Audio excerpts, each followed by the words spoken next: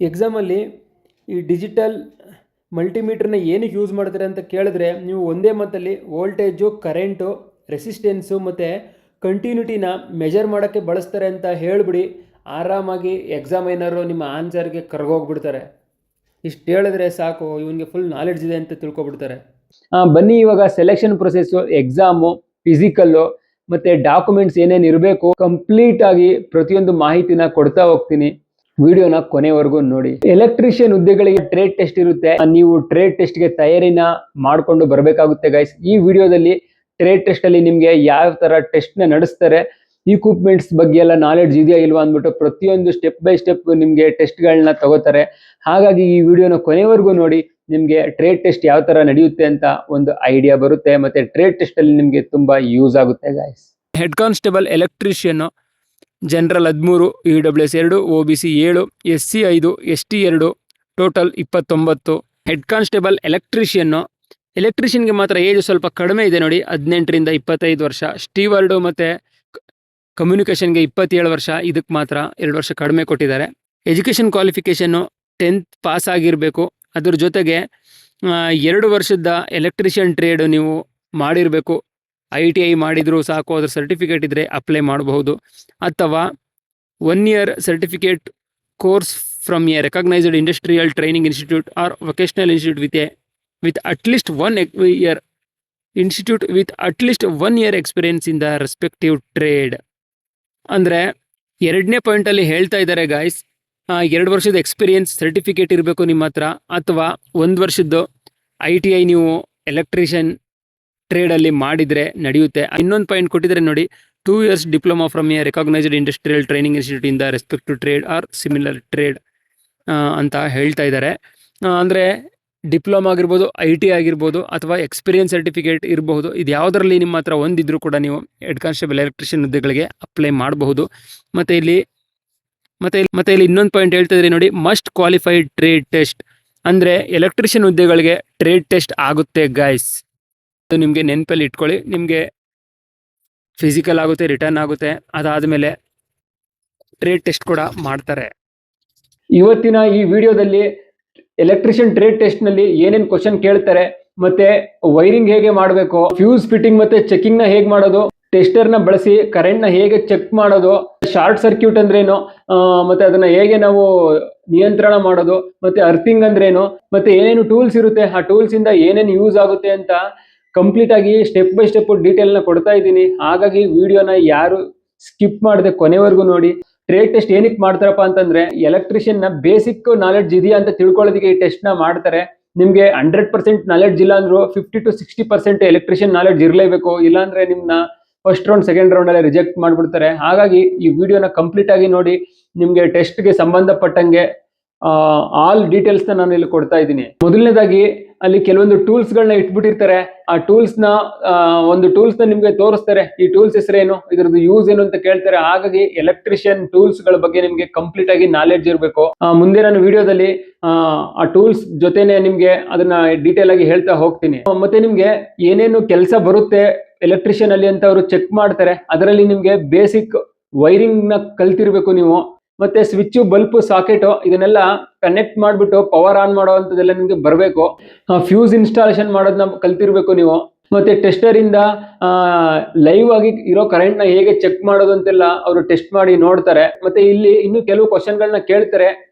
Face ಮತ್ತೆ neutral ಅಂದ್ರೆ ಏನು, ಫ್ಯೂಸ್ ನ ಏನಕ್ಕೆ ಯೂಸ್ ಮಾಡ್ತೀವಿ, ಅದರಿಂದ ನಮ್ಗೆ ಏನ್ ಯೂಸ್ ಆಗುತ್ತೆ ಅಂತ ಕೇಳ್ತಾರೆ. ಮತ್ತೆ ಶಾರ್ಟ್ ಸರ್ಕ್ಯೂಟ್ ಅಂದ್ರೇನು, ಅದ್ರ ಬಗ್ಗೆ ಕಂಪ್ಲೀಟ್ ಆಗಿ ಡೀಟೇಲ್ ನ ಕೇಳ್ತಾರೆ. ಅದು ಯಾವಾಗ ಆಗುತ್ತೆ, ಶಾರ್ಟ್ ಸರ್ಕ್ಯೂಟ್ ಆಗದೇ ಇರೋ ತರ ನಾವು ಏನು ಕ್ರಮನ ತಗೊಳ್ಬೇಕು, ಮತ್ತೆ ನೀವು ಒಂದು ವೈರಿಂಗ್ ಕೆಲಸ ಮಾಡುವಾಗ ಏನೇನು ಸೇಫ್ಟಿನ ತಗೋತೀರಾ, ಯಾವ ರೀತಿ ಸೇಫ್ಟಿ ಪರ್ಪಸ್ ನ ನೀವು ಇಟ್ಕೊಂಡು ಎಲೆಕ್ಟ್ರಿಷಿಯನ್ ವರ್ಕ್ ನ ಮಾಡ್ತೀರಾ ಅಂತ ಕಂಪ್ಲೀಟ್ ಆಗಿ ಡೀಟೇಲ್ ಆಗಿ ಕೇಳ್ತಾರೆ. ಅರ್ಥಿಂಗ್ ಬಗ್ಗೆನೂ ಕೇಳ್ತಾರೆ. ನೀವು ವೈರಿಂಗ್ ಮಾಡಿ ಕನೆಕ್ಷನ್ ಕೊಡುವಾಗ ಅರ್ಥಿಂಗ್ ಕನೆಕ್ಷನ್ ಏನಕ್ಕೆ ಕೊಡಬೇಕು, ಅದರಿಂದ ಏನ್ ಯೂಸ್ ಆಗುತ್ತೆ, ಅರ್ಥಿಂಗ್ ಕೊಡ್ಲಿಲ್ಲ ಅಂದ್ರೆ ಏನಾಗುತ್ತೆ, ಇದೆಲ್ಲ ನಿಮ್ಗೆ ಕಂಪ್ಲೀಟ್ ಆಗಿ ನಾಲೆಡ್ಜ್ ನ ಹೊಂದಿರಬೇಕಾಗುತ್ತೆ. ಮತ್ತೆ ನೀವು ಟೆಸ್ಟ್ ಗೆ ಹೋಗೋಕ್ಕಿಂತ ಮುಂಚೆ ಮನೆಯಲ್ಲಿ ಒಂದ್ ಸ್ವಲ್ಪ ಪ್ರಾಕ್ಟೀಸ್ ನ ಮಾಡ್ಕೊಳ್ಳಿ.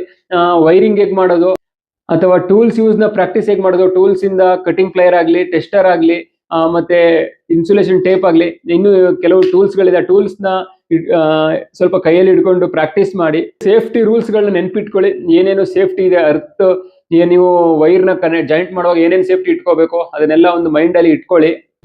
ಆಲ್ರೆಡಿ ನೀವು ITI ಮಾಡಿರೋದ್ರಿಂದ ನಿಮಗೆ ಅಲ್ಲಿ ಎಲೆಕ್ಟ್ರಿಷಿಯನ್ ಟ್ರೇಡ್ ಬಗ್ಗೆ ನೀವೆಲ್ಲ ಓದಿರ್ತೀರಾ. ಹಾಗಾಗಿ ನಿಮ್ಗೆ ಜಾಸ್ತಿ ಹೇಳೋ ಅವಶ್ಯಕತೆ ಇಲ್ಲ. ಎಲ್ಲರಿಗೂ ಎಲೆಕ್ಟ್ರಿಷಿಯನ್ ನಾಲೆಡ್ಜ್ ಇರೋದ್ರಿಂದ ನೀವು ಟೆಸ್ಟ್ಗೆ ಹೋಗ್ತಾ ಇದ್ದೀರಾ. ಸೊ ನಿಮ್ಗೆ ಟೆಸ್ಟಲ್ಲಿ ಏನೇನಾಗುತ್ತೆ ಅಂತ ನಾನು ಹೇಳ್ತೀನಿ. ಇವಾಗ ನಾನು ಒಂದೊಂದೇ ಟೂಲ್ನ ಸ್ಕ್ರೀನ್ನಲ್ಲಿ ಹಾಕ್ತಾ ಇರ್ತೀನಿ, ಮತ್ತೆ ಅದರದ್ದು ಏನು ಯೂಸ್ ಆಗುತ್ತೆ ಅಂದ್ಬಿಟ್ಟು ಹೇಳ್ಕೊಂಡು ಹೋಗ್ತಾ ಇರ್ತೀನಿ. ಸ್ಕ್ರೂ ಡ್ರೈವರ್ ಬಗ್ಗೆ ಮಾತಾಡೋದಾದ್ರೆ ಇದೆಲ್ಲ ನಿಮಗೆ ಗೊತ್ತೇ ಇದೆ. ಸ್ಕ್ರೂಗಳನ್ನ ಟೈಟ್ ಮತ್ತು ಲೂಸ್ ಮಾಡೋದಕ್ಕೆ ಯೂಸ್ ಮಾಡ್ತೀವಿ. Second one players, cutting player ಅಂತ ಕೂಡ ಹೇಳ್ತೀವಿ. ಪ್ಲೇಯರ್ಸಿಂದ ನಾವು ವೈರ್ನ ಹಿಡ್ಕೊಳ್ಳೋದಕ್ಕೆ ಮತ್ತು ವೈರ್ನ ಟ್ವಿಸ್ಟ್ ಮಾಡೋದಕ್ಕೆ, ಅಂದರೆ ವೈರ್ನ ತಿರುಗಿಸೋದಕ್ಕೆ, ವೈರ್ನ ಕಟ್ ಮಾಡೋದಕ್ಕೆ, ಮತ್ತು ನಾವು ವೈರ್ನ ಗ್ರಿಪ್ಪಿಂಗ್ ಆಗಿ ಇಟ್ಕೊಳ್ಳೋದಕ್ಕೆ ಕಟಿಂಗ್ ಪ್ಲೇಯರ್ನ ಯೂಸ್ ಮಾಡ್ತೀವಿ. ಅದಾದಮೇಲೆ ಇನ್ಸುಲೇಷನ್ ಟೇಪು, ನಾವು ಏನು ವೈರ್ನ ಜೈಂಟ್ ಮಾಡ್ತೀವಿ ಆ ಜೈಂಟು ನಮಗೆ ಟಚ್ ಆಗಿಬಿಟ್ಟು ಕರೆಂಟ್ ಹೊಡಿಬಾರ್ದು ಅನ್ನೋ ಉದ್ದೇಶದಿಂದ ಆ ಟೇಪ್ನ ಸುತ್ತುತ್ತೀವಿ. ಇದೆಲ್ಲ ನಿಮಗೆ ಗೊತ್ತೇ ಇದೆ. ಅದಾದಮೇಲೆ ಇಲ್ಲಿ ಟೆಸ್ಟರ್ ಕೂಡ ಇದೆ. ಟೆಸ್ಟರ್ ಏನಕ್ಕೆ ಯೂಸ್ ಮಾಡ್ತೀವಿ ಅಂತ ನಿಮಗೆಲ್ಲ ಗೊತ್ತು. ಲೈನ್ನಲ್ಲಿ ಕರೆಂಟ್ ಇದೆಯಾ ಇಲ್ವಾ ಅಂತ ಚೆಕ್ ಮಾಡೋದಕ್ಕೆ ಮತ್ತು ಫೇಸ್ನ ಐಡೆಂಟಿಫೈ ಮಾಡೋದಕ್ಕೆ ಟೆಸ್ಟರ್ನ ಯೂಸ್ ಮಾಡ್ತೀವಿ. ಕಟರ್ ಇದೆಲ್ಲ ನಿಮಗೆ ಗೊತ್ತೇ ಇದೆ.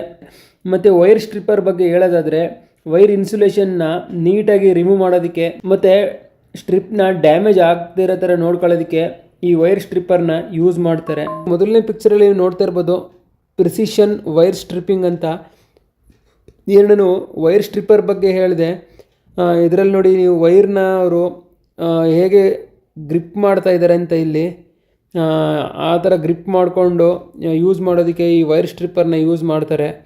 ಅದಾದಮೇಲೆ ಕಟ್ಟರ್ ಬಗ್ಗೆ ಕೂಡ ಇಲ್ಲಿ ಕೊಟ್ಟಿದ್ದಾರೆ ನೋಡಿ ಈ ಫೋಟೋದಲ್ಲಿ.